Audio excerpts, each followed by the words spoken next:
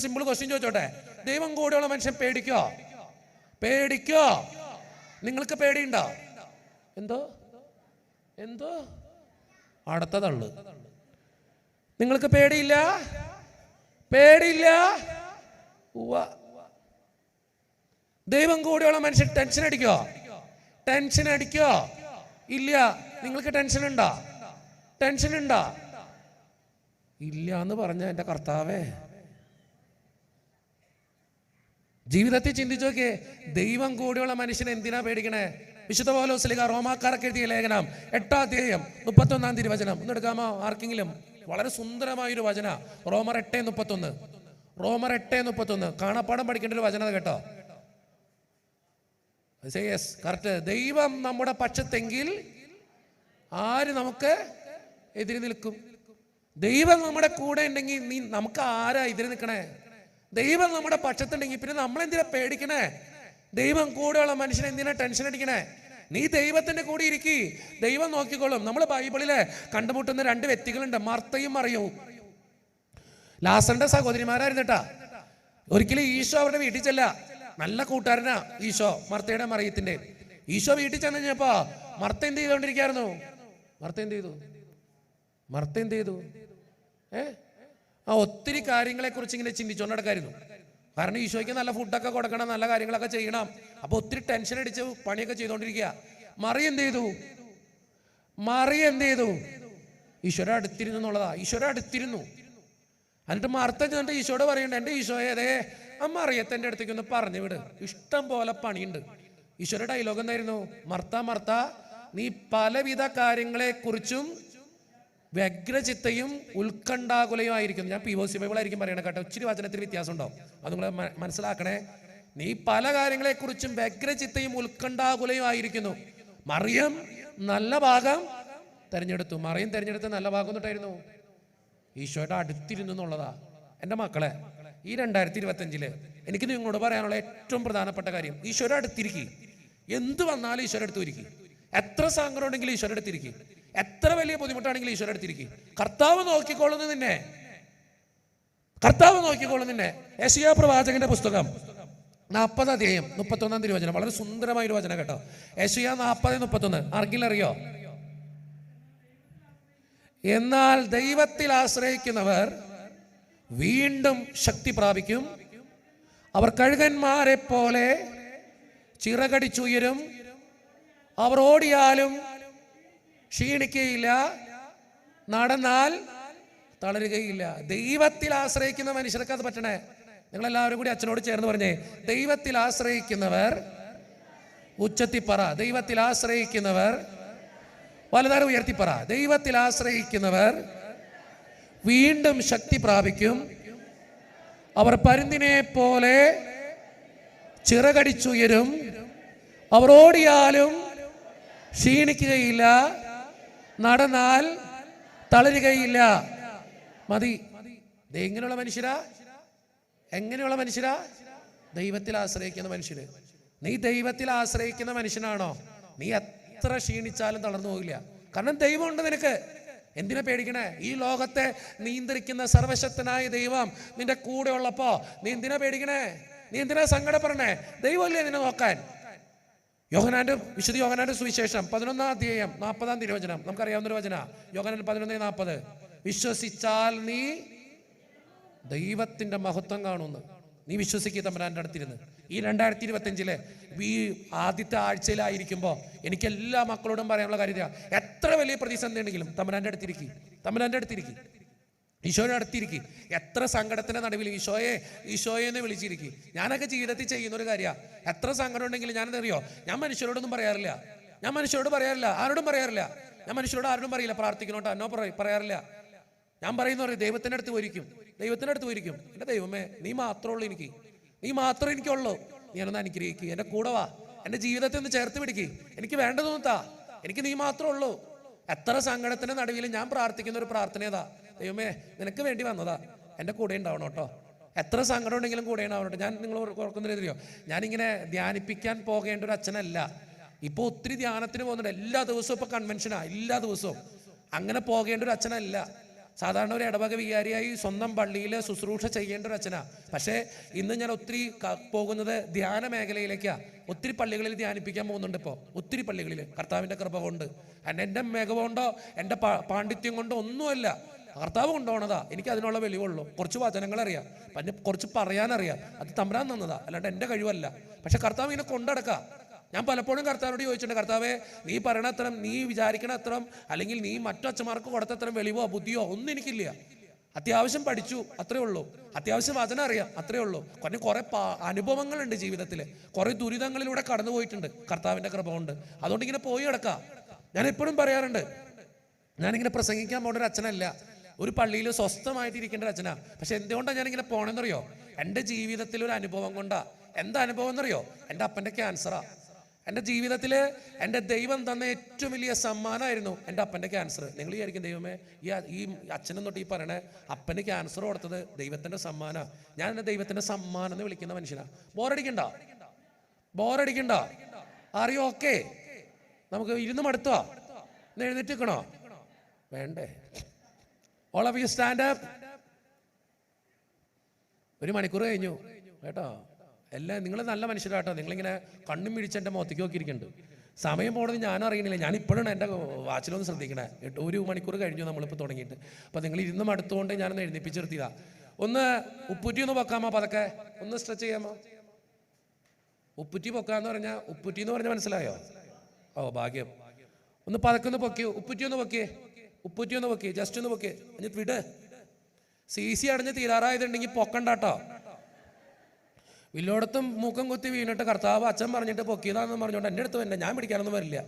നിങ്ങളുടെ കാര്യം നിങ്ങൾ നോക്കിക്കൊള്ളണം, നിങ്ങളുടെ പ്രായം നിങ്ങൾ നോക്കിക്കൊള്ളണം. ഒന്നാമത്തെ മെറ്റലാ, വീണ് കഴിഞ്ഞാൽ പൂർത്തിയായി, പിന്നെ പാടും വെച്ചോണ്ട് പോവാം കേട്ടോ. അപ്പം അതുകൊണ്ട് ഒന്നുകൂടി പൊക്കിയാൽ ഉപ്പറ്റി ഒന്ന് പൊക്കി. ഓക്കെ, ഇനി 2 കരം ഒന്ന് ഉയർത്തിപ്പിടിച്ചേ. 2 കരം ഉയർത്തിപ്പിടിച്ചേ. സാധന ജംഗമ വസ്തുക്കളൊക്കെ താഴെ വെക്കി. 2 കരം ഉയർത്തിപ്പിടിച്ചാ. ഒരു കാലല്ലേ പറഞ്ഞേ, ഉച്ചത്തിൽ പറ. ഈ പഴക്കാമറ്റം പള്ളിയുടെ അങ്കണം മുഴുവൻ ഈ ഹാലലയെ കൊണ്ടെന്നറിയണം. വന്നവർക്കൊക്കെ ദൈവത്തിന് അനുഗ്രഹം ഉണ്ടാകണം. അതുകൊണ്ട് തന്നെ 2 കരം ഉയർത്തി ഹാലലയെ പറഞ്ഞേ. ശബ്ദത്തിൽ പറ, ഒന്നുകൂടി പറ. ഇനി നിങ്ങൾ ചെയ്യേണ്ട കാര്യം അറിയോ? പതുക്കെ നിങ്ങൾ പറയുമ്പോൾ, ഹല്ലേലൂയ പറയുമ്പോൾ ഉപ്പുറ്റിയും കൂടി ഒന്ന് പൊക്കണം. ഉപ്പുറ്റി ഒന്ന് പൊക്കിയേ. ആർത്തി പിടിക്കണ്ട, പൊക്കി കഴിഞ്ഞിട്ട് പറഞ്ഞാൽ മതി കേട്ടോ. ഉപ്പുറ്റി പൊക്കെ. ഇനി പറ, ഉപ്പൂറ്റി പൊക്കി 2 കരം ഉയർത്തി പറ. ശബ്ദത്തിൽ പറ. ഹല്ലേലൂയ പറഞ്ഞ ഉപ്പൂറ്റി താത്തണം. കൈ താത്താൻ പറഞ്ഞിട്ടില്ല, പൊക്കി പിടിക്കി. നിങ്ങളുടെ ക്ഷീണം മാറ്റാൻ വേണ്ടിയിട്ടാണ് കേട്ടോ. അതുകൊണ്ട് ഉപ്പുറ്റി പൊക്കിയാൽ മതി. ഉപ്പുറ്റി പൊക്കി കരം ഉയർത്തി ഹാലലൂയ, അതിന് ഉപ്പുറ്റി താത്താം. അപ്പൊ എനിക്ക് മനസ്സിലാവും നിങ്ങൾ എത്ര പേര് താത്തി എത്ര പേര് പൊക്കിയെന്ന് കേട്ടോ. ഇനി താന്നിന്നോ. ഓക്കെ, കൈ പൊക്ക്. എല്ലാവരും കൂടി ഒരുമിച്ച് പറഞ്ഞേ, പൊക്കിക്കോ. പറഞ്ഞോ? ഒന്നുകൂടി.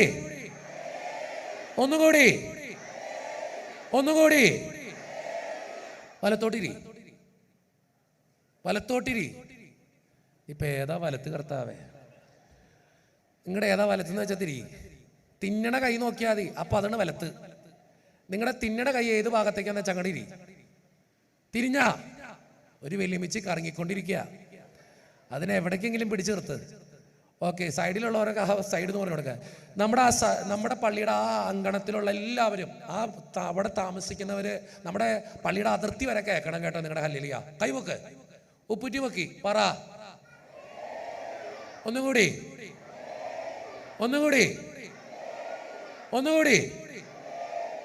വലത്തോട്ടിരി.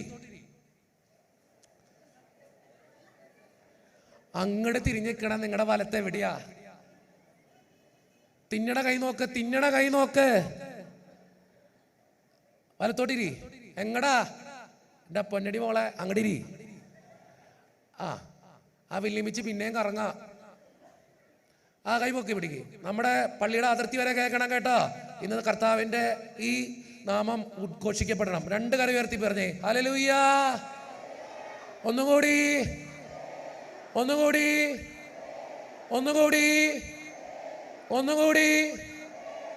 വലത്തോട്ടിരി. ദേ തിരിയണിവൻ ഇങ്ങോട്ട്. അങ്ങോട്ട് തിരിഞ്ഞേക്കണവന്റെ വലത്തെവിടെയാ? ഇവരിന്നിട്ട് ഫേസ് ടു ഫേസ് നിൽക്കണേ. അങ്ങടിരി. നമ്മുടെ അതിർത്തി വരെ കേൾക്കണം. കൈ പൊക്കിക്കോ, ഉപ്പുറ്റി പൊക്കി പറ. ഒന്നും കൂടി, ഒന്നും കൂടി, ഒന്നും കൂടി, ഒന്നും കൂടി, ഒന്നും കൂടി. വലത്തോട്ടിരി. ഇപ്പൊ വന്നാ ഇതാ ഉദ്ദേശിച്ചേ. പൊക്ക്. നിങ്ങളുടെയൊക്കെ പിള്ളേർ എന്ത് രസമായിട്ട് ചെയ്യണമെന്നറിയോ? നിങ്ങൾ കാണിക്കുന്നത് നിങ്ങളുടെ പിള്ളേർ ചെയ്യുന്നുള്ളതാ. ഒറ്റെണ്ണത്തിനൊന്നും അറിയാൻ പാടില്ല. ആ 3 എണ്ണം ഇങ്ങോട്ട് വന്നേ, 3 പേര് വന്നേ, ഇങ്ങോട്ട് വാ. 3 പേര് വന്നേ, ഇങ്ങോട്ട് വാ. ആ 3 ഞൂട്ടകൾ വാ. ഈ 3 ഞൂട്ടകൾ വന്നേ, വാ വാ. എടാ നീ വാ, മോനും വാ. നിങ്ങൾ കാണിക്കുന്നത് നിങ്ങളുടെ പിള്ളേർ കാണിക്കുള്ളൂ കേട്ടോ. ഞാൻ മോൾ കൊച്ചുങ്ങ വാ. നിങ്ങൾ രണ്ടുപേരും പോരെ? അല്ല നീ വേണ്ട, എവിടെ നിന്നോ. നേരെ നിൽക്ക്. നിങ്ങൾ എത്രത്തോളം ഭംഗിയായിട്ട് കാണിക്കണം അത്രയും ഭംഗിയായിട്ട് നിങ്ങളുടെ പിള്ളേർ കാണിക്കും. നമ്മൾ കാണിക്കുന്നത് നമ്മുടെ പിള്ളേർ കാണിക്കുള്ളൂ. നിങ്ങൾ ചിന്തിച്ചു നോക്കി, എന്ത് രസമെന്ന് അറിയാം നിങ്ങളുടെ പിള്ളേർ കാണിക്കണേ. നീ എന്ത് തിരിഞ്ഞ് അങ്ങനെ കേട്ടാ. സുന്ദരിമാരാട്ടാ, സുന്ദരിമാരും. കണ്ട കൈയൊക്കെ പൊക്കി, കണ്ട റെഡി ആയിട്ടൊക്കെ കൊച്ചു കണ്ട. നിങ്ങൾ കൈ പൊക്കിയേ, ഉപ്പുറ്റി പൊക്കിയേ, കണ്ട എൻ്റെ പിള്ളേർ പൊക്കി. കണ്ട ഇനി കല്ലേലി പറഞ്ഞേ. ഒന്നും കൂടി, ഒന്നും കൂടി, ഒന്നും കൂടി, ഒന്നും കൂടി, ഒന്നും കൂടി, ഒന്നും കൂടി, ഒന്നും കൂടി. കൈ താത്തിക്കോ. നിങ്ങൾ സൂപ്പർ പിള്ളേരാട്ടോ. നമ്മുടെ പിള്ളേർക്ക് ഒരു നല്ല ഐഡിയ കൊടുത്തേ. ഞാൻ എപ്പോഴും പറയുന്നറിയോ മാതാപിതാക്കളോട്, നിങ്ങൾ എന്ത് പഠിപ്പിക്കുന്നു അതാണ് നിങ്ങളുടെ പിള്ളേര്. നിങ്ങൾ എന്ത് അവരെ കാണിച്ചു കൊടുക്കുന്നു അവർ ചെയ്യും. കഴിഞ്ഞ ദിവസം ഇന്നലെ ഒരു LKG പിടിക്കണ കൊച്ച്, അതിന് ഹല്ലേലിയ. ഞാൻ നിങ്ങളോട് ചോദിച്ചോട്ടെ മോളെ, ഹല്ലേലിയ എന്ന് പറഞ്ഞു തൊട്ട് അർത്ഥം അറിയില്ല. ഹല്ലേലിയ അറിയോ? നിങ്ങളൊന്നും പറയണ്ട. അറിയോ? ഇല്ല. എന്തിനാ കൈ നോക്കിയേ? എന്തിനാ കൈ നോക്കിയേ? ഞങ്ങളുടെ കർത്താവ് ഞങ്ങളോട് എന്തെങ്കിലും ആവട്ടെ. എന്തിനാ കൈ നോക്കിയേ? അറിയില്ല. ഞാൻ പറയുന്നറിയോ, നമ്മുടെ പിള്ളേർക്ക് ഒന്നും അറിയില്ല, പക്ഷെ അവർ ചെയ്തു എന്നുള്ളതാ. അതാണ് എനിക്ക് ഏറ്റവും പ്രധാനപ്പെട്ട കാര്യം. നിങ്ങൾക്ക് കുറച്ചെങ്കിലും അറിയാം. അവർ ചെയ്യാൻ കാരണം എന്താ? നിങ്ങൾ ചെയ്യണോണ്ട്. ശരിയല്ലേ? Yes or no? യെസ്. നമ്മുടെ പിള്ളേരെ നമ്മളിങ്ങനെ പഠിപ്പിച്ചു നോക്കിയേ. ഞാൻ എൻ്റെ ഇടവകയിലൊക്കെ ചെയ്യുന്ന ഒരു കാര്യം, നമ്മുടെ പിള്ളേരെ നമ്മളാണ് ഇങ്ങനെ വളർത്തിയെടുക്കണ്ടേ. നിങ്ങൾ കൈവക്കി, അവരും കൈവക്കി. എന്തിനാ കൈവക്കിയേ? No idea. എന്താ പറഞ്ഞേ? No idea. എന്താണ് കല്ലിയ? No idea. അറിയില്ല, പക്ഷെ അവർ ചെയ്യും. കാരണം എന്നറിയോ, നമ്മൾ ചെയ്യുന്നുണ്ട്. കഴിഞ്ഞ ദിവസം ഞാനിപ്പോൾ കണ്ണുനീർ താഴ്വര പാടാൻ പറഞ്ഞില്ലേ, ഞാൻ ഈ പിള്ളേരുടെ മുഖത്തൊക്കെ നോക്കി, ഒറ്റണം പാടിയിട്ടില്ല. അവർക്കറിയില്ല. നിങ്ങൾക്കറിയോ കണ്ണുനീർ താഴ്വര? അറിയോ കണ്ണുനീർ താഴ്വര? അറിയോ? ഇല്ല. അത് പിള്ളേരുടെ കുഴപ്പമില്ല, നമ്മൾ വീട്ടിൽ പാടണമെന്നേ. കഴിഞ്ഞ ദിവസം ഒരു കൊച്ച് എൻ്റെ അടുത്ത് 1 മിനിറ്റ് നിൽക്കണതിന് കുഴപ്പമുണ്ടോ? അല്ല, നിങ്ങൾ ഇരുന്നോ.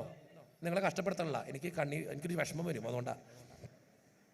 കഴിഞ്ഞ ദിവസം ഒരു കൊച്ച് എൻ്റെ അടുത്ത് കൗൺസിലിങ്ങിന് വന്നു കേട്ടോ. ഒരു കൊച്ചിനെ കൊണ്ടുവന്ന് ഒരു അപ്പനും അമ്മയും കൗൺസിലിങ്ങിന് വന്നു. എൻ്റെ മക്കളോട് നിന്നോട്ടെ 1 മിനിറ്റ് കേട്ടാ. അച്ഛൻ ഇപ്പോൾ ഇടാട്ടാ. ഓക്കെ. അപ്പോൾ കൗൺസിലിങ്ങിന് വന്നപ്പോൾ ഞാൻ അവനോട് ചോദിച്ചു, അവൻ്റെ അപ്പനമ്മയും പറഞ്ഞു, അച്ഛാ അവനോട് സംസാരിക്കണം, അവന് ഡിപ്രഷനാ. ഞാൻ പറഞ്ഞു ഓക്കെ സംസാരിച്ചു വെച്ചിട്ട് എന്ത് പറഞ്ഞിട്ടും മിണ്ടണില്ല. ഞാനോട് ചോദിച്ചു, എടാ എന്തെങ്കിലും വായു തുറന്ന് പറയ്. മിണ്ടല്ല. അപ്പം ഞാൻ ചോദിച്ചു, എടാ നീ വായു തുറന്നാലേ അച്ഛൻ എന്തെങ്കിലും മനസ്സിലാവുള്ളൂ. അപ്പം ഞാൻ ചോദിച്ചു, എന്താണ് നിന്റെ പ്രശ്നം? എടാ നീ എന്തെങ്കിലും പറയാമോ? ഒന്നിനും ഉത്തരവില്ല. അവസാനം ഇവന് ഉത്തരം പറയാതിരുന്നപ്പോൾ ഇവൻ്റെ അമ്മ വന്നിട്ട് പറഞ്ഞു, അച്ഛാ അവന് ഈ പാട്ടൊക്കെ ഭയങ്കര ഇഷ്ടമാണ്. അച്ഛൻ പാട്ടൊക്കെ പാടുമെന്ന് ചോദിച്ചാൽ അവന് പാട്ട് കേൾക്കുന്നത് കാണാം, പാട്ട് പാടുമെന്ന് നന്നായിട്ട്. അച്ഛാ അവനോടൊക്കെ പാട്ടിൻ്റെ രീതിയിലൊക്കെ ഒന്ന്. അപ്പം നമ്മൾ ഈ കൗൺസിലിങ്ങിന് ഇരിക്കുമ്പോൾ അവന് ഇഷ്ടപ്പെട്ട മാർഗ്ഗങ്ങളിലൂടെ നമ്മൾ അവൻ്റെ പ്രശ്നങ്ങൾ അറിയാൻ തുടങ്ങും. അപ്പം ഞാൻ അവരോട് ചോദിച്ചു, മോനെ നിനക്ക് പാട്ടൊക്കെ ഇഷ്ടമാണോ? അപ്പം പുള്ളിയുടെ മുഖത്ത് ചിരി വന്നുട്ടാ. അപ്പം എനിക്ക് മനസ്സിലായി പാട്ട് ഇഷ്ടമാണ്. അപ്പം ഞാൻ ചോദിച്ചു പാട്ടൊക്കെ ഇഷ്ടമാണോ? അവൻ ചിരിച്ചു, അത് ഇഷ്ടമാണ്. അതൊരു പാട്ട് പാടാം. വായ ഉറക്കാത്ത ടീമാട്ടാ. പാട്ട് പാടുമെന്ന് വെച്ചപ്പോൾ പാട്ട് പാടി. പാട്ട് കേട്ടാ ഞങ്ങൾ ഞെട്ടു. അവൻ പാടിയ പാട്ടാ. അപ്പം ഞാൻ ഊറാലിട്ട് ഇതുപോലെ ഉടുപ്പിട്ട് അവൻ്റെ മുമ്പിലിരിക്കുക. അപ്പം അവൻ എന്നോട് തുടങ്ങിയ പാട്ട് എങ്ങനെന്നറിയോ? മന്ദാകിനി ഒന്നാകുമോ. ഈ പാട്ടറിയോ? അറിയില്ലേ? മന്ദാകിനി ഒന്നാകുമോ, ചെന്താമരെ എൻ താമരെ കണ്ടാലിനി വന്നാലുമേ ചെന്നാലെ ഞാൻ വന്നിടുമേ. അടുത്ത വരി നിനക്കറിയാൻ പറ്റും. ബനാനെ ഒരു പൂ തരാമോ, അതറിയാൻ പാടില്ലേ? നീ വിശുദ്ധനാടാ കേട്ടോ. ഈ പാട്ടൊക്കെ അറിയാൻ പാടില്ലേ? ഇത് കേട്ടിട്ടില്ലേ? കേട്ടിട്ടില്ലേ? അത് കേട്ടിട്ടുണ്ട്. എൻ്റെ പിള്ളേരൊക്കെ കേട്ടിട്ടുണ്ട് കേട്ടോ.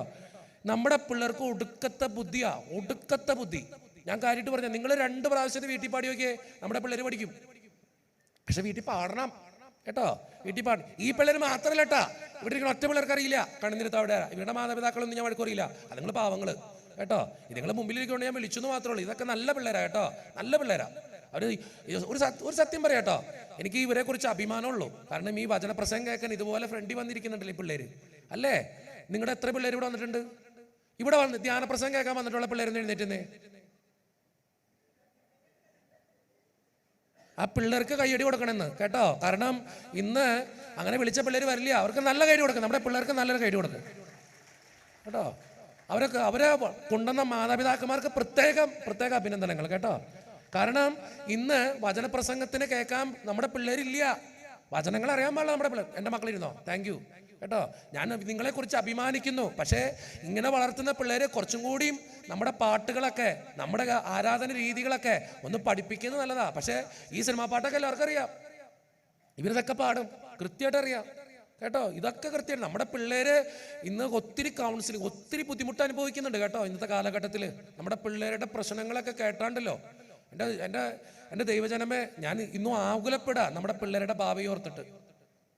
ഇതെന്തിനാ വന്നേ? നിനക്കെന്തോ വെച്ചണ്ടെന്ന് പറഞ്ഞിട്ട് പോയേക്കാ ആളെ. നിന്റെ അനിയനാണത്. നിനക്കെന്താ വെച്ചണ്ട? വീട്ടിൽ ചെല്ലുമ്പോൾ കിട്ടും. അപ്പൊ ഞാൻ പറഞ്ഞെന്നറിയോ, നിങ്ങളുടെ ജീവിതത്തിൽ ഞാൻ പറയാം, നിങ്ങളുടെ പിള്ളേരുടെ മാതൃക നിങ്ങളാ. നിങ്ങൾ പള്ളിയിൽ പോകുമ്പോൾ അവരെ കൊണ്ടോ, പ്രാർത്ഥിക്കുമ്പോൾ അവരെ കൊണ്ടോ. അവർക്കൊന്നും അറിയില്ലായിരിക്കും. അത് പോട്ടെ, നീ മിണ്ടണ്ട കേട്ടോ. അപ്പൊ ഞാൻ പറഞ്ഞറിയോ, നിങ്ങളുടെ ജീവിതത്തിൽ നിങ്ങളുടെ കുട്ടികളെ ചേർത്ത് പിടിച്ച് വളർത്തുക. ഇപ്പൊ ഞാൻ പറഞ്ഞില്ല ഈ പാട്ട് ഇവർക്കറിയാം. ഞാൻ ഈ കൊച്ചിനോട് ചോദിച്ചു, എൻ്റെ പൊന്നുമോനെ നിനക്ക് വേറെ ഏതെങ്കിലും പാട്ടറിയോ? വേറൊരു പാട്ടറിയാം. എന്നിട്ട് ഇവൻ പാടിയ പാട്ട് നിങ്ങൾക്ക് അറിയായിരിക്കും. ഈ അടുത്തിറങ്ങിയൊരു സിനിമാ പാട്ടാ, മന്ദാകിനി ഒന്നാകുമോ ചെന്താമരെ എൻ താമരെ വന്നാലുമേ. അതിലെ വരികളാണ്. അപ്പൊ ഞാൻ ഈ പാട്ടുകളൊക്കെ ഈ പിള്ളേര് പാടുമ്പോ ഞാൻ യൂട്യൂബ് നോക്കി തപ്പി കണ്ടെത്തും. ഞാൻ ചോദിച്ചു, മോനെ വേറെ ഏതെങ്കിലും പാട്ടറിയോ? അപ്പൊ വേറെ പാട്ട് പാടി. ഏത് പാട്ടെന്നറിയോ? നാടിൻ നന്മകനെ പൊന്മകനെ. അറിയോ? നിനക്കിതറിയോ? നാടിൻ നന്മകനെ പൊന്മകനെ. നീ വിശുദ്ധനാടാ, നീ വിശുദ്ധനാവും. നോക്കിക്കോ, എനിക്ക് ഉറപ്പാ ഇവൻ വിശുദ്ധനാവും കേട്ടാ. ഞാൻ കാര്യം അറിയോ, നമ്മുടെ പിള്ളേരൊക്കെ ഭയങ്കര ബുദ്ധിയുള്ള പിള്ളേരാ കേട്ടോ. ഇവരൊക്കെ ഭയങ്കര അനുഗ്രഹിക്കപ്പെട്ട പിള്ളേരാ, ഭയങ്കര അനുഗ്രഹമുള്ള പിള്ളേരാ. നമ്മളിതൊക്കെ വീട്ടിൽ പാടിയാണ്ടല്ലോ, നമ്മുടെ പൈതൃകവും നമ്മുടെ വിശ്വാസ പാരമ്പര്യവും നമ്മൾ പാടുന്ന പാട്ടുകളൊക്കെ നമ്മുടെ പിള്ളേരെ പഠിപ്പിക്കണം കേട്ടോ. അവർ പാടും, അവർക്ക് ഭയങ്കര ബുദ്ധിയാ. ഞാനിപ്പോ ഈ പാട്ട് വരാൻ പറഞ്ഞാൽ അവർ പാടും ഇല്ലേ? നാടിൻ നന്മകനെ കേട്ടാ. അറിയോ? കുറച്ചെങ്കിലും അറിയോ? ഫുള്ളറിയോ? എൻ്റെ അമ്മ, നിനക്ക് ഫുള്ളറിയോ? നീ വീട്ടിൽ ചെന്നോ, നിനക്ക് കിട്ടും. എന്നാ പിടിച്ചോ. നാടിൻ നന്മകനെ പൊന്മകനെ മുത്തായവനെ മിന്നം. അതിന് കൈയടിക്കാൻ കുറെ പേര് ഇരിപ്പുണ്ടല്ല. അവൾക്ക് നല്ല കൈഡി കൊടുത്തേ, എൻ്റെ കൊച്ചിന് നല്ലൊരു കൈഡി കൊടുത്തേ. നിങ്ങൾ ചിന്തിക്കേണ്ടായിരുന്നറിയോ, അവൾ ഈ കൊച്ചു പ്രായത്തില് ഇത്രയും വരികൾ പഠിക്കാന്നുള്ളതാ. അപ്പൊ നമ്മൾ ക്രിസ്തീയ ഭക്തിഗാനം പഠിപ്പിച്ചെങ്കിൽ അവള് പാടില്ലേ? പാടും. നമ്മുടെ പിള്ളേർക്കൊക്കെ നല്ല ബുദ്ധിയുണ്ട് കേട്ടോ. നമ്മുടെ നല്ല പിള്ളേരാ.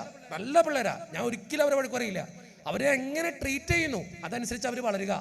നമ്മുടെ പിള്ളേരെ നിങ്ങൾ ബൈബിൾ വായിക്കുമ്പോൾ അടുത്തിരുത്തി നോക്കിയേ, ക്രിസ്തീയ ഭക്തിഗാനം പാടുമ്പോൾ അടുത്തിരുത്തി നോക്കിയേ, നമ്മുടെ പിള്ളേര് വളരും, നമ്മുടെ പഠിക്കവര്. ഇവരൊക്കെ സൂപ്പർ പിള്ളേരാ.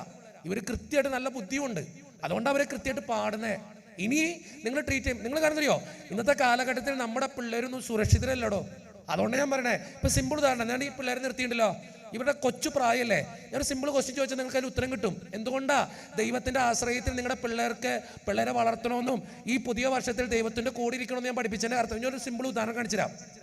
മക്കളെ, ഓജോ ബോർഡ് അറിയോ? നിനക്കറിയോ ഓജോ ബോർഡ്? ഓജോ ബോർഡ് അറിയോ? അറിയോ? അറിയോ? അറിയോ? അറിയോ? ഓജോ ബോർഡ് അറിയോ?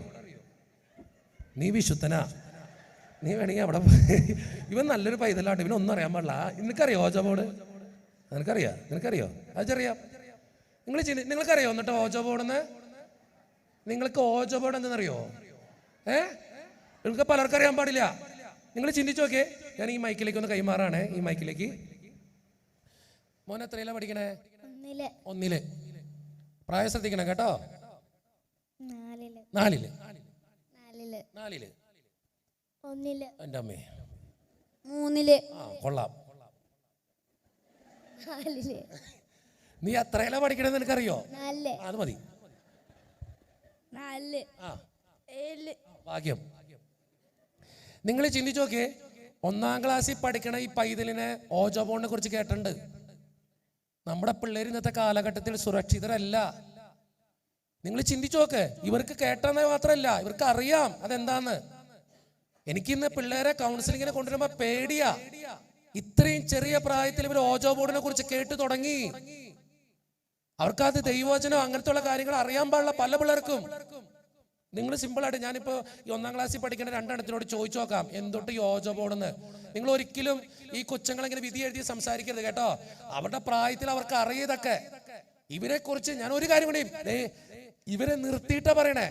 ഇവരെ കുറിച്ച് എനിക്ക് ടെൻഷൻ ഇല്ല. ഇവരെ കുറിച്ച് ഞാൻ അഭിമാനിക്കുന്നുള്ളൂ ഈ കാര്യത്തിൽ. കാരണം ഇവർക്ക് ഈ കാര്യങ്ങൾ അറിയാം, ദൈവവചനം അറിയാം. അല്ലെങ്കിൽ ഇവരുടെ മാതാപിതാക്കളെ ദൈവത്തോടൊപ്പം ഇരുത്തി ഈ മക്കളെ വളർത്തുന്നുണ്ട്. അതുകൊണ്ട് ഈ മക്കള് നല്ല പിള്ളേരായിരിക്കും. ഈ മക്കള് നല്ല പിള്ളേരായിട്ട് വളരും. കാരണം എന്തറിയോ? ഇവരിതൊക്കെ അറിഞ്ഞാലും അവരുടെ മാതാപിതാക്കള് ദൈവത്തിന്റെ അടുത്തേക്ക് കൊണ്ടുവന്ന് ഇരുത്തണ്ട് ഇവരെ. അതിന്റെ ഗുണം എന്നറിയോ? ഇവര് വലുതാകുമ്പോ ഭയങ്കര ദൈവവിശ്വാസത്തിൽ വളരും. പക്ഷേ ഇവരുടെ പ്രായത്തിൽ ഇതറിയാവുന്ന പിള്ളേര് പള്ളി വരാതിരിക്കുമ്പോ, പ്രാർത്ഥിക്കാതിരിക്കുമ്പോ, ദൈവത്തിന്റെ അടുത്തിരിക്കാതിരിക്കുമ്പോ എന്താ സംഭവിക്കാൻ പാടില്ല നിങ്ങൾ ചിന്തിച്ചോക്ക്. ഞാൻ പറയുന്നതിന്റെ സീരിയസ്നെസ് നിങ്ങൾ മനസ്സിലാക്കണം കേട്ടോ. എനിക്ക് ഇവരെ കുറിച്ച് ടെൻഷൻ ഇല്ല. ഈ പിള്ളേരെ കുറിച്ച് അച്ഛന് ടെൻഷൻ ഇല്ല. കാരണം ഇവര് നല്ല പിള്ളേരാ, സൂപ്പർ പിള്ളേരാ. കാരണം ഇവർക്ക് ആ കാര്യങ്ങൾ അറിയാം. അതിനോടൊപ്പം ഇവരുടെ മാതാപിതാക്കള്, ഇവരുടെ നല്ല മാതാപിതാക്കള് ഇവരെ ദൈവത്തോട് ചേർത്തിരുത്തി വളർത്തുന്നുണ്ട്. ഇവര് നന്മയിൽ വളരും കേട്ടോ. ഇവരുടെ മാതാപിതാക്കളെ പ്രത്യേകം ഞാൻ അഭിനന്ദിക്കുന്നു. അവര് ദൈവത്തോട് ചേർത്തിരുത്തി വളർത്താം. അതിന് ഗുണം എന്നറിയോ? ഇതൊക്കെ അറിഞ്ഞാലും അവര് ദൈവത്തിന്റെ പിന്നാലെ നടന്നോളും. അല്ലേ? പക്ഷെ ഇതുവരെ പോലെ തന്നെ ഇത് അറിയാവുന്ന പിള്ളേരെന്ത് ചെയ്യും? അവർക്ക് ദൈവവിശ്വാസം കിട്ടുന്നില്ല, ദൈവവചനത്തെ കിട്ടുന്നില്ല. ഞാൻ സിമ്പിൾ കാര്യം ഇവരോട് ചോദിച്ചോട്ടെ. എന്ത് ഓജോ ബോർഡ് ഇവരറിയാന്ന് പറഞ്ഞില്ല, എന്തൊട്ട് അറിയാമെന്ന് ചോദിച്ചോട്ടെ. എന്താ അറിയാം ഓജോ ബോർഡിനെ കുറിച്ച്? അതിന്റെ ബോർഡ് എങ്ങനെയാ?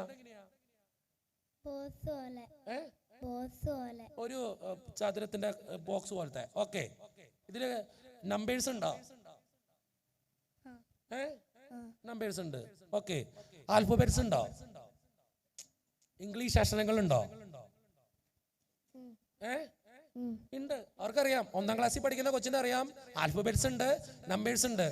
എസ് ഓർ നോ ഉണ്ടോ? ഉണ്ട്. ഇത് ചെയ്യാൻ നേരത്തെ ലൈറ്റ് ഓഫ് ചെയ്യണോ? ലൈറ്റ് ഓഫ് ചെയ്യണം. അത് കഴിഞ്ഞിട്ട് തിരി കത്തിക്കണോ? കത്തിക്കണം. എന്നിട്ട് കോയിൻ വെക്കണോ? വെക്കണം. ഇത് കളിക്കാൻ നേരത്തെ എന്ത് ചെയ്യണം? കോയിന്മ പിടിച്ചിട്ട് ആത്മാവേ വാന്നൊക്കെ പറയണം. നിങ്ങൾ ചിരിക്കി, നിങ്ങൾക്കുള്ള ഞാൻ തരാം. നിങ്ങൾ ഓർത്തൊക്കെ ഇതിന്റെ ഒക്കെ പ്രായത്തില് ഇവർക്ക് ഇത് അറിയാം. നമ്മൾ ഈ പ്രായത്തിൽ എന്താ ചെയ്തോണ്ടിരുന്നേ? ഞാനൊക്കെ ഓർക്കുന്ന പ്രായം ഇവരുടെ പ്രായത്തില്, ഇവരുടെ പ്രായത്തിൽ ഞാൻ ചെയ്തോണ്ടിരുന്നത്, പണ്ട് സൂപ്പർ 8ന്റെ കുപ്പിയില് പണ്ട് പാരഗന്റെ ചെരുപ്പും വെട്ടി 2 ടയറും ഉണ്ടാക്കി കപ്പത്തോട്ടത്തെ കൂടെ ഓടിച്ചോണ്ടിരുന്നത് എന്റെ ഓർമ്മ. ഇവരുടെ പ്രായത്തില് 2ാം ക്ലാസ്, 3ാം ക്ലാസ്, 5ാം ക്ലാസ്, 6ാം ക്ലാസ്, ഇപ്പൊ 7ാം ക്ലാസ്. ഇതിപ്പോ എന്റെ ഓർമ്മ പാടത്ത് പോയി തോർത്തോണ്ട് മീനെ പിടിക്കില്ല. അല്ലാണ്ട് ഈ കാര്യങ്ങളെ കുറിച്ചൊന്നും എനിക്കറിയത്തില്ല. പക്ഷേ ഇന്ന് വളരുന്ന പിള്ളേർക്ക് ഇതൊക്കെ അറിയാം. ഒരു കാര്യം ഞാൻ ആൺപാർത്തിയോടെ പറയാട്ടോ, ഈ പിള്ളേരെ കുറിച്ച് എനിക്ക് ടെൻഷൻ ഇല്ല. ഇവര് സൂപ്പർ പിള്ളേരാ. കാരണം ഇവർക്ക് അതും അറിയാം, ദൈവത്തെ അറിയാം. അല്ലേ? അത് ചീത്ത കാര്യമാണോ നല്ല കാര്യമാണോ? നല്ല കാര്യം. അല്ല, അത് ചീത്ത കാര്യമാണോ നല്ല കാര്യമാണോ? ചീത്ത കാര്യം. അവൾക്കറിയാം അത് ചീത്ത കാര്യമാണെന്ന് അവർക്കറിയാം. അതെങ്ങനെ അറിയണോ? അതറിയുന്നതോടൊപ്പം അവരുടെ മാതാപിതാക്കള് ദൈവത്തിന്റെ ആശ്രയത്തിൽ അവരെ വളർത്തുന്നുണ്ട്. അതുകൊണ്ട് ഞാൻ പ്രത്യേകം പറഞ്ഞേ, ഇവരെ കുറിച്ച് എനിക്ക് ടെൻഷൻ ഇല്ല. ഇവരെ കുറിച്ച് എനിക്ക് ടെൻഷൻ ഇല്ല. ഇവര് നല്ല പിള്ളേരാ. ഇവർക്ക് ഇത് അറിയാവുന്നുള്ളൂ. ഇവര് കളിച്ചിട്ടില്ല. ഞാൻ എന്തുകൊണ്ടത് പറഞ്ഞതറിയോ? കഴിഞ്ഞ ദിവസം എൻ്റെ അടുത്തൊരു കേസ് കൊണ്ടുവന്നു. 6ാം ക്ലാസ്സിൽ പഠിക്കുന്ന കൊച്ചനോട് പറയാ ഉറക്കം വന്നില്ല. ഞാൻ ചോദിച്ചു എന്തേ? അവൻ പറയാ അച്ഛാ ഉറക്കം വന്നില്ല, രാത്രി ഞാൻ കണ്ണുറന്ന് കിടക്ക, എൻ്റെ തലയിൽക്കൂടെ രക്തം പോവാണെന്ന്. ഞാൻ ചോദിച്ചു എന്തിടാ തലയിൽക്കൂടെ രക്തം പോണ? അപ്പനും അമ്മയ്ക്ക് അറിയാം. അവസാനം ഇവനെ കൗൺസിലിംഗ് ചെയ്ത് വന്നപ്പോ ഇവൻ പറയുന്ന ഒരു കാര്യം, ഞങ്ങൾ കൂട്ടുകാർ ഒരുമിച്ചിരുന്ന് ഓജോ ബോർഡ് കളിച്ചു. തിരി കത്തിച്ചു വെച്ചപ്പോ എവിടെ നിന്ന് ഒരു കാറ്റൂതി തിരി കെട്ടുപോയി. തിരി കെട്ടപ്പോ പേടിച്ചു. ഇവൻ പറയുന്ന ആത്മാവെന്റെ കൂടെ ഉണ്ടെന്നാ. ആത്മാവെന്റെ കൂടെ ഉണ്ട്, എന്റെ കൊല്ലും. 7ാം ക്ലാസ്സിൽ പഠിക്കണ കൊച്ചാന്ന് ഓർക്കണം. 6-ിലോ? നിങ്ങൾ ചിന്തിച്ചോ, ഈ പ്രായത്തിൽ പഠിക്കണ കൊച്ചങ്ങൾ സുരക്ഷിതനാണോ? അല്ല. എനിക്ക് ഇവരെ കുറിച്ച് ഞാൻ ഇപ്പോഴും പറയുന്നു, നിങ്ങൾ കണ്ടുകൊണ്ട് പറയാ, ഈ കൊച്ചിനെ കുറിച്ച് ഇവരൊക്കെ കുറിച്ച് അഭിമാനമുള്ളൂ. കാരണം ഇവർക്ക് ഇത് അറിയാമെങ്കിലും അവര് ദൈവത്തിന്റെ അടുത്തിരുത്തി അവരെ മാതാപിതാക്കന്മാർ വളർത്തുന്നത് കൊണ്ട് ഇവരൊക്കെ നല്ല പിള്ളേരായിട്ട് വളരും. പക്ഷേ ഇവരുടെ പ്രായത്തിൽ ഇതൊക്കെ അറിയാവുന്ന പിള്ളേരെന്ത് ചെയ്യും? നിങ്ങൾ ചിന്തിച്ചോണ്ടോ? എങ്ങനെ ഇരുന്നോട്ടാ, എങ്ങനെ ഇരുന്നോ? എന്റെ മക്കൾക്ക് നല്ലൊരു ഗൈഡ് കൊടുത്തേ. പൊക്കോ. Thank you. നല്ല പിള്ളേരാട്ടോ. സൂപ്പർ. ഷെയ്ക്കേണ്ട പൊക്കോ. 1ാം ക്ലാസ്സിൽ പഠിക്കുക. നീ തന്നില്ല. Thank you. വിശുദ്ധനായ മനുഷ്യ. പൊക്കോ. Thank you. ഞാൻ കാര്യമായിട്ട് പറഞ്ഞതാ. നിങ്ങൾ ചിന്തിച്ചു നോക്ക്, നമ്മുടെ പിള്ളേര് സുരക്ഷിതരാണോ എന്ന് ഒന്ന് ചിന്തിച്ചു നോക്ക്. നമ്മുടെ കുടുംബം സുരക്ഷിതമാണോ എന്ന് ചിന്തിച്ചു നോക്ക്. എന്തോരം പ്രശ്നത്തിലാണെന്നറിയോ നമ്മുടെ പിള്ളേരൊക്കെ ഇന്ന് ജീവിക്കണേ? എന്തോരം സങ്കടത്തിന് നടുവിലാണെന്നറിയോ നമ്മുടെ പിള്ളേര് വാഴണേ? നിങ്ങൾക്ക് അറിയാൻ പാടില്ല ചേട്ടാ, അത്രയ്ക്ക് ബുദ്ധിമുട്ടുണ്ട്. കഴിഞ്ഞ ദിവസം അമ്പൂരിന്ന് ഒരു കൊച്ചിനെ കൊണ്ടുവന്നു, 10ാം ക്ലാസ്സിൽ പഠിക്കുന്ന ഒരു ചെറുക്കനെ. ഞാൻ കേട്ടിട്ട് ഞെട്ടിപ്പോയി. ഇവന്റെ അമ്മ അതിരാവിലെ, ഇവന്റെ അപ്പനില്ല, അപ്പനൊരു ആക്സിഡന്റ് മരിച്ചതാ. ഇവൻ പള്ളിയിൽ പോവില്ല, പ്രാർത്ഥിക്കത്തില്ല, ബൈബിൾ വായിക്കത്തില്ല, ഒന്നും ചെയ്യത്തില്ല. ഇവന്റെ അമ്മ കൊണ്ടുവരാ അതിരാവിലെ അമ്പൂരിന്ന് തിരുവനന്തപുരം സെൻട്രലിൽ നിന്ന് വന്നിട്ട് ഒരു ട്രെയിൻ കയറി എൻ്റെ പള്ളിയിലേക്ക് ഓടി എത്താം. ഞാൻ അതിരാവിലെ കുർബാന കഴിഞ്ഞപ്പോൾ എൻ്റെ അടുത്തേക്കാ. ഞാൻ പറഞ്ഞു ചേച്ചി എവിടെ നിന്ന് തന്നെ?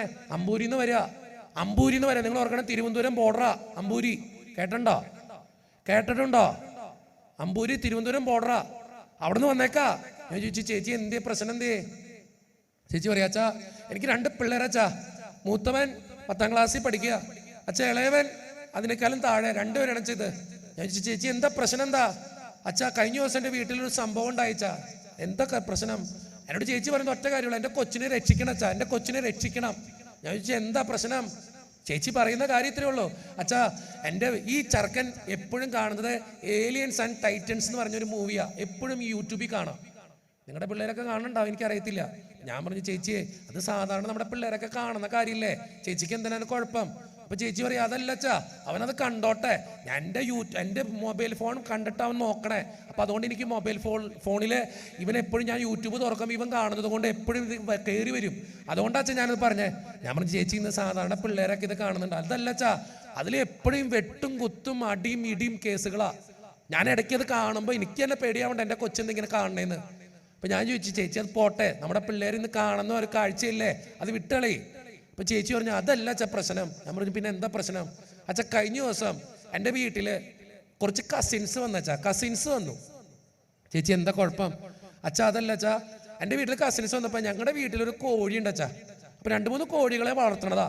അതിലൊരു പൂവൻ കോഴി ഉണ്ട് അച്ഛാ. അപ്പൊ കസിൻസ് വന്നതൊന്നും കറിയില്ലാത്തതുകൊണ്ട് ഞാൻ പറഞ്ഞു എൻ്റെ പൊന്നു മോനെ 10ാം ക്ലാസ്സിൽ പഠിക്കല്ല അവനോട് പറഞ്ഞു അച്ഛാ എടാ മോനെ ആ കോഴീനെ ഒന്ന് കൊന്നുകടാ, അവനറിയാം കോഴീനെ കൊല്ലാൻ.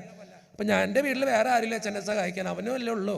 അവൻ മൂത്തുപുത്രനായതുകൊണ്ട് പെട്ടെന്ന് കസിൻസ് വന്നുകൊണ്ട് എന്തെങ്കിലും ഉണ്ടാക്കാനായിട്ട് ഞാൻ അവരോട് പറഞ്ഞു എടാ നീ ആ കോഴീനൊന്ന് കൊന്നുതാ പെട്ടെന്ന്. അപ്പൊ എനിക്കാണെങ്കിൽ അടുക്കളയിൽ നല്ല പണിയുണ്ട് അച്ഛാ. ഞാൻ അടുക്കളയിലെ പണിക്കിടയിൽ ഞാൻ ശ്രദ്ധിച്ചുകൊണ്ടിരിക്കുമ്പോൾ എൻ്റെ മോൻ കോഴീനെ കൊല്ലുന്ന ഞാൻ കണ്ടുവച്ചാ. അതാണ് അച്ഛനെ പേടിപ്പെടുത്തിയ. ഞാൻ ചോദിച്ചു എന്താ കാര്യം? ചേച്ചിനോട് പറഞ്ഞെങ്ങനെയാ? അച്ഛാ എൻ്റെ മോൻ കോഴീനെ കൊല്ലുന്നത് നമുക്കറിയാലോ, നമ്മുടെ നാട്ടിലൊക്കെ കോഴീനെ കൊല്ലുന്നത് കാലുമ്മ ചവിട്ടി പിടിച്ചിട്ട് കഴുത്ത് വെട്ടിക്കൊല്ലും. ചിലയിടത്ത് ഞാൻ അങ്കമാലിക്കാരനാണ്, ഇപ്പം ഞങ്ങളുടെ അങ്കമാലിലെ കോഴിനെ കൊല്ലുന്നത് കാലുമ്പ് ഇങ്ങനെ ചവിട്ടി പിടിക്കും, കഴുത്തിങ്ങനെ വലിച്ചു പിടിക്കും, ഒരു തിരിയിരിക്കും, കോഴിനെ കൊല്ലും. അച്ഛൻ ഞങ്ങളുടെ നാട്ടിലൊക്കെ അങ്ങനെയൊക്കെയാണ്. ഞാൻ പറഞ്ഞു ചേച്ചി അതിലെന്താ കുഴപ്പം, ഞങ്ങളുടെ നാട്ടിൽ അങ്ങനെയൊക്കെ കൊല്ലുന്നേ. അതല്ല അച്ഛാ, എൻ്റെ മോൻ കോഴിനെ കൊല്ലുന്നത് ഞാനൊന്ന് ശ്രദ്ധിച്ചു. അവൻ കോഴിനെ കൊല്ലുന്നത് എങ്ങനെ അറിയോ? അവൻ കാലുകൊണ്ട് ഇങ്ങനെ കോഴിനെ ചവിട്ടി പിടിച്ചു ഒതുക്കി നിർത്തി, എൻ്റെ ചിറകൊക്കെ ചവിട്ടി ഒതുക്കി. എന്നിട്ട് അവൻ കഴുത്തിങ്ങനെ നീട്ടി ഒരു വെട്ട് വെച്ച കഴുത്തിനിട്ട് മുട്ടിമ വെച്ചിട്ട് കഴുത്ത് വെട്ടി. അച്ഛാ സാധാരണ നമ്മൾ കഴുത്ത് വെട്ടിക്കഴിഞ്ഞാൽ ആ കോഴിയുടെ പെട കാണുമ്പോൾ, അല്ലെങ്കിൽ അതിങ്ങനെ പെടയ്ക്കണ കാണുമ്പോൾ, ജീവൻ പോണത് കാണുമ്പോൾ നമുക്ക് തന്നെ സങ്കടം തോന്നുന്നുണ്ട്. നമ്മൾ വളർത്തിയ ഒരു കോഴിയായതുകൊണ്ട് നമുക്ക് തന്നെ സങ്കടം വന്നുകൊണ്ട് നമ്മളെന്ത് ചെയ്യുക, ഒരു കൊട്ടയുടെ അടിയിലോ അല്ലെങ്കിൽ ആരെങ്കിലും വരാത്തൊരു സ്ഥലത്തോ നമ്മൾ കൊണ്ടിടും. അല്ലെങ്കിൽ ആ ചോര ചീറ്റണ കാണുമ്പോൾ നമ്മളത് വിട്ട് കളയും. ആ ചോര ഇങ്ങനെ തെറിക്കണ കാണുമ്പോൾ. എൻ്റെ അച്ഛാ ഞാൻ നോക്കിക്കുമ്പോൾ എൻ്റെ കൊച്ച് ആ കോഴിയുടെ കഴുത്തിനിട്ട് വെട്ടി കഴിഞ്ഞിട്ടാണ് അച്ഛാ ഞാൻ ശ്രദ്ധിക്കണേ, അത് വെട്ടി എൻ്റെ കഴുത്ത് തെറിച്ചു പോയി. ചോര തെറിക്കണ കണ്ടിട്ടും ഈ കോഴി പെട്ടയ്ക്ക ജീവനെ കൊണ്ട്. ഞാൻ നോക്കുമ്പോൾ എൻ്റെ മോൻ ആ കോഴിനെ പിന്നെയും ആ കാലുകൊണ്ട് ചവിട്ടി ഒതുക്കുക. ആ പെട്ടയ്ക്കണ കണ്ടിട്ടും ചവിട്ടി ഒതുക്കിയിട്ട് അച്ഛൻ ഞാൻ നോക്കിക്കുമ്പോൾ ഇവൻ്റെ മേത്തേക്ക് കൈ ചവിട്ടി ഒതുക്കണോണ്ട് കഴുത്തിങ്ങനെ ആടണ്ട്. ആ കഴുത്ത് ആടിയിട്ട് ചോര തെറിച്ചുവിൻ്റെ മുഖത്തൊക്കെ ചോര വീണിട്ടും എൻ്റെ മോൻ പിന്നെയും ആ കഴുത്ത് അങ്ങനെ പിടിച്ചിട്ട് പിന്നെയും വെട്ടച്ച എൻ്റെ മോൻ ആ കഴുത്തിനിട്ട്. അച്ഛ ചോര തെറിക്കുക അവൻ്റെ മുഖത്ത്. ഇത്ര ചോര വീണിട്ടും അവൻ കോഴിനെ വിടണില്ല. എൻ്റെ മോനെന്ന് വെച്ചാൽ അങ്ങനെ. ഞാനിത് കേട്ട് കഴിഞ്ഞപ്പോൾ ഞെട്ടിപ്പോയി. ഞാൻ ആദ്യമായിട്ട് അങ്ങനെ ഒരു അനുഭവം കേൾക്കണേ. ഞാൻ അവനെ അടുത്ത് വിളിച്ചിട്ട് ചോദിച്ചു, എന്താടാ? അവസാനം ഞാൻ ഇവനോട് കുറേ നേരം സംസാരിച്ചപ്പോൾ മനസ്സിലായ ഒരു കാര്യം അറിയോ? ഈ 10ാം ക്ലാസ്സിൽ പഠിക്കണ ചെറുക്കൻ അസലൊരു സൈക്കോയാ. ഞാൻ ആ ചേച്ചിയോട് പറഞ്ഞു, ചേച്ചി സൂക്ഷിക്കണം, നാളെ ചിലപ്പോൾ ഇവൻ ചേച്ചീനെ വരെ എന്തെങ്കിലും ചെയ്തേക്കാം. നിങ്ങൾ ചിന്തിച്ചു നോക്കേ, നമ്മുടെ പിള്ളേർ സുരക്ഷിതനാണോ? അല്ല. നമ്മുടെ മക്കൾ ദൈവത്തിൽ ആശ്രയിച്ചാണോ വളരണേ? അല്ല.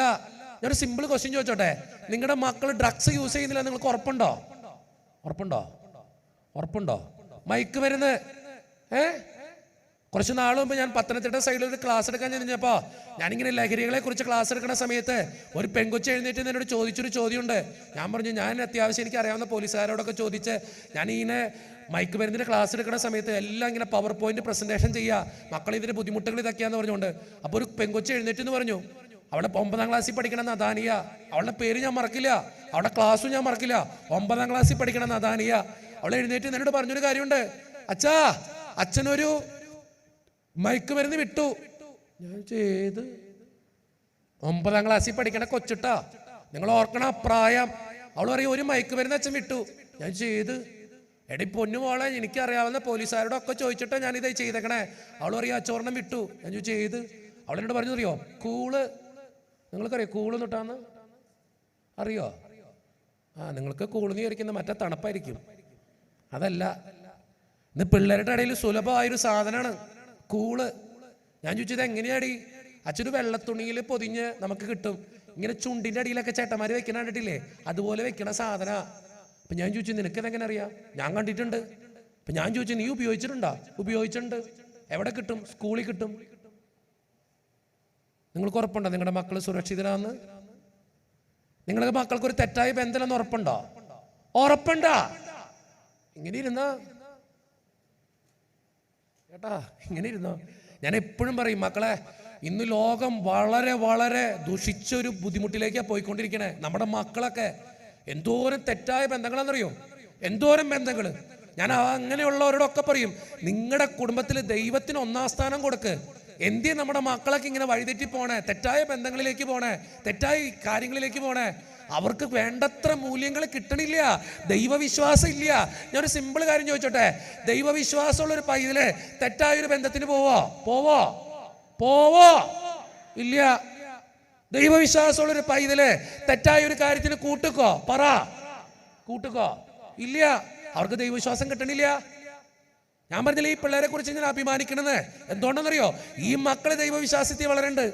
പക്ഷെ ഇവരെ പോലെയുള്ള മറ്റു പിള്ളേരോ പലതരം ഉയർത്തി പറഞ്ഞേ ഹല്ലേലൂയ. ഞാൻ പറയുമ്പോൾ കൊള്ളണ്ടല്ലേ? ചിലൻ്റെ മുഖത്തൊക്കെ നന്നായിട്ട് കൊള്ളുണ്ട് കേട്ടോ. ഞാൻ കാര്യമായിട്ട് പറഞ്ഞതാ. ഞാൻ നിങ്ങളെ കുറ്റപ്പെടുത്തി പറയുന്നതല്ല. ഒരിക്കലും അങ്ങനെ ചിന്തിക്കരുത് പ്ലീസ്. അച്ഛൻ്റെ ദൗത്യം അച്ഛൻ പറയണേ.